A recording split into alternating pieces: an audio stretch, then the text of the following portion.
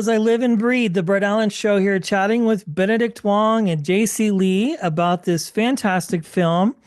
I'm so excited, Bad Genius. Thank you both for your time. Hi, Brett. How are you? Thank you. Good. Well, Benedict, I will resist the urge to ask questions about a certain project that you're involved in. We'll talk about this one. Congratulations. Um, how does it feel, both of you, to have this film coming out and for fans to watch? It's so good. It's already been a smash hit internationally, and now we will get a chance to watch it soon. JC, we'll start with you.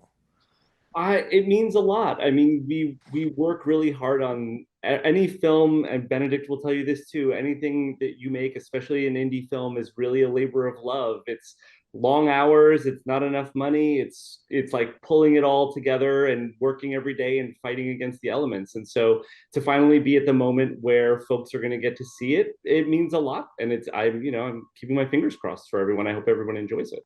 Yeah, Benedict, how about you? When you work on a project like this, not only you're involved in different facets, like for you, what is exciting for you about this particularly?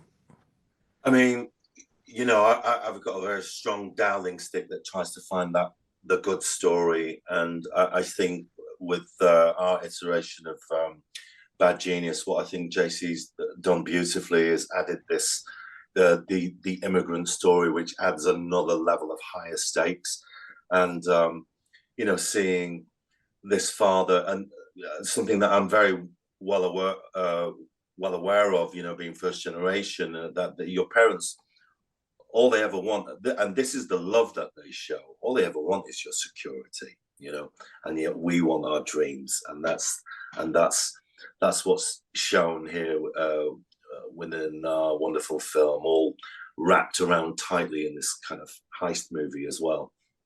Yes, well, JC, you all explore different themes in this.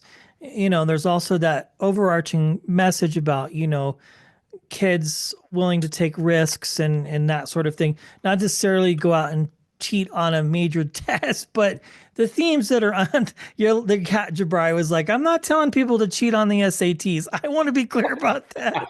Um, but to be not afraid to fail, right? So when you take on these themes, what is your process to determine how you're going to approach this?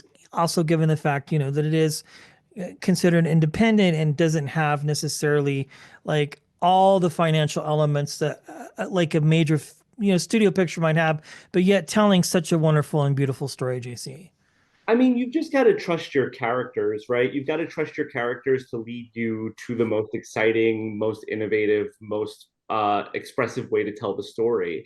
And as long as you listen to your characters and you're being honest with them, and you have actors who are also living in that universe with you, I think you can do a lot. You don't need $100 million. It'd be nice to have $100 million, but you don't need $100 million to tell a great story. And I think that what I loved about the original film and what I love about this film is that it's a heist movie set in classrooms. It's a heist movie about test taking. You know what I mean? Like the idea is the sort of gem. And you just get to ride that as far as it'll take you. And I think that as a filmmaker, the real gift is when you stumble into that kind of a world where Yeah. it's not about like you needing necessarily special effects or huge locations or big stunts. It's about characters and feeling it with them. Yeah, I find myself really connecting with a lot of these characters in a very special way, both as a parent and also one who was once in high school who had to go through similar situations. So it's fantastic. Benedict, for you, you alluded to this earlier, but when you're looking at particular projects like this, like, are there maybe one or two things that are important to you when it comes to telling a story that are just like, at this stage of your career, I don't want to use the term non-negotiables, but really like are tent poles for you when you're coming onto a project, whether you're in it, producing it, writing it. What are things that you look for?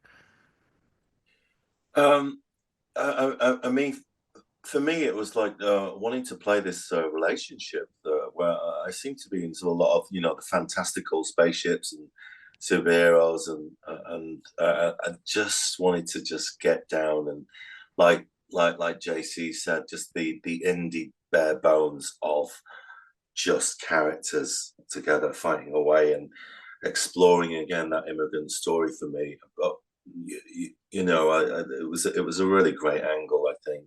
And yeah, I don't know what it is. I listen to a lot to my gut. That's all I do. I listen to the gut a lot, and it's been a really great experience, especially being the veteran actor of the piece and just seeing this young ensemble. Because I mean, just look out for all these names, though. I mean, like Jabari Banks and Callina Liang, Taylor Hickson, Sam Braun, Connor Meadows. There's a bright future for all of them. And it was just fantastic to watch for me. Yes. Well, congratulations to both of you. It's been a huge honor, JC, Benedict, to chat with you. So many great things that you both have done. It's been an honor. I can't wait for people to watch this. And thank you so much for your time. It's been an honor chatting with you, and excited to hopefully meet both of you again soon on the next one. Thank you so much for your time. Thanks, mate. Be careful. There's a steaming train behind you. I know. Yeah. Well, my 10-year-old, I will tell you, is going to freak out when he finds out that I've spoken to you. So, I digress in that conversation. Yeah. The trains are running on time. So I'm in Colorado. So you have to have train pictures in your home. I think it's like, just one of the rules to live in Colorado. So The rule. That's a decent rule to live in a beautiful place like Colorado. yeah. Well, thank you both. It's been an honor. I appreciate your time. Thanks, man.